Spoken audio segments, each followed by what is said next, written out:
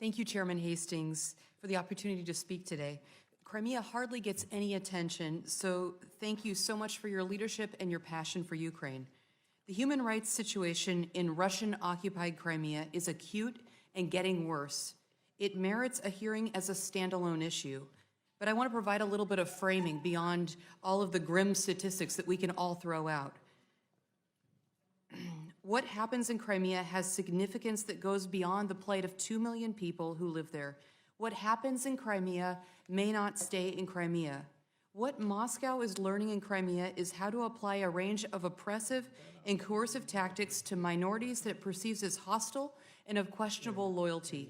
These insights could be applied elsewhere in Russia, which is home to considerable non-Russian minority populations. How the U.S. government reacts to the ongoing abuses in Crimea will undoubtedly factor into Moscow's calculus on comparable situations in the future. The picture in Crimea is grim. It's no exaggeration to say that the peninsula is becoming a police state. Crimea was once the pearl of the Black Sea and a premier vacation destination, as you noted. It's now bereft of tourists. It's cut off from the world without any access to independent media, and it's a place where occupying authorities use children to spy on their parents. The media is controlled by the government. Independent media sources are forbidden and have been blocked or barred from the peninsula.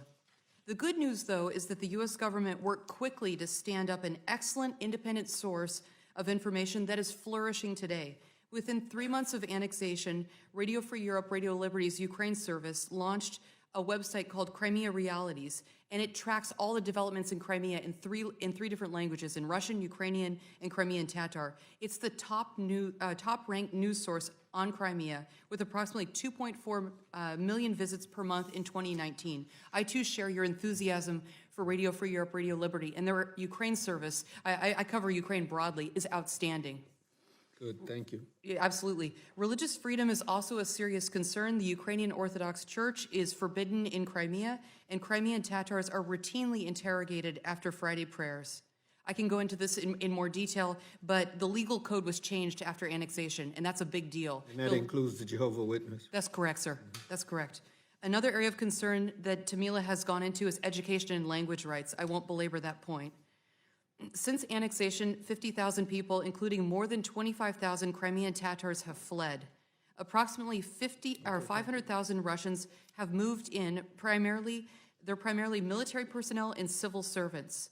The situation is getting worse. According to the Crimean Tatar Resource Center, the number of politically motivated arrests has increased 9-fold in the last 2 years.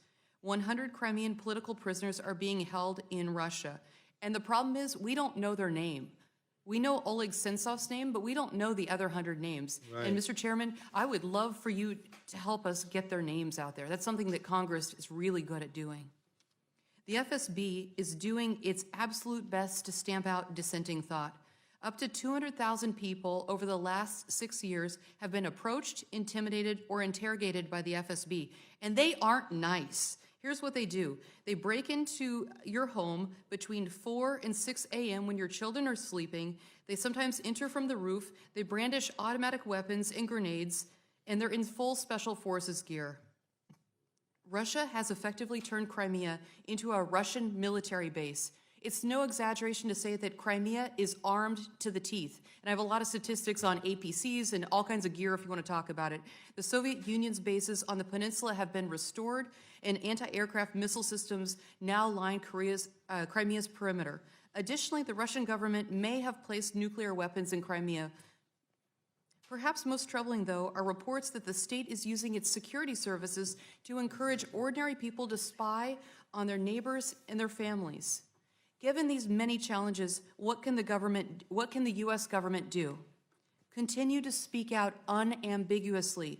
Crimea is Ukraine, full stop.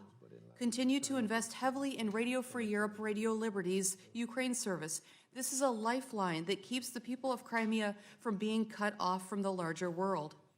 Help make the names of the 100 Crimean prisoners known. The United States should support cultural, religious, and educational institutions in Ukraine that operate outside of Crimea, many of them are in Kiev, but support resistance to Russian occupation there. Thank you so much, Mr. Chairman, for your leadership and passion for Ukraine. Thank you, Ms. Aaron.